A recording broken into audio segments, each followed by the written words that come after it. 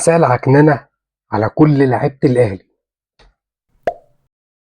يعني إيه الأهلي ماسك الماتش 90 دقيقة؟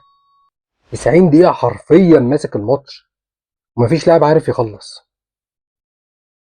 يعني إيه لعيبة بتاخد ملايين ملايين مفيش حد عارف يجيب جون. كل الفرص دي مفيش لاعب عارف يخلص فرصة. انتوا مش حاسين بدعم جمهوركم؟ مش حاسين بحرقة دم جمهوركم؟ المدرب هيعمل ايه تاني يعني المدرب هينزل هو يجيب جون؟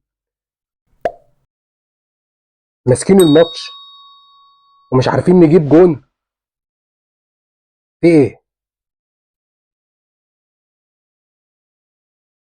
قدامكم السوبر، خسرتوا السوبر، شنطكم وتغوروا بره النادي. ده اللي عندنا. الدوري ده لو راح هيبقى بسببكم وساعتها برضه هتغوروا. ولعيب داخل في اخر دقيقة يشوط ضربة جزاء بمنتهى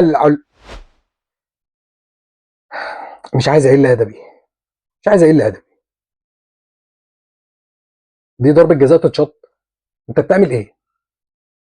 ضربة جزاء في اخر دقيقة تجيب لك 3 نقط تتصدر، داخل تشوطها بالمنظر ده؟ مفيش دعم، مفيش دعم.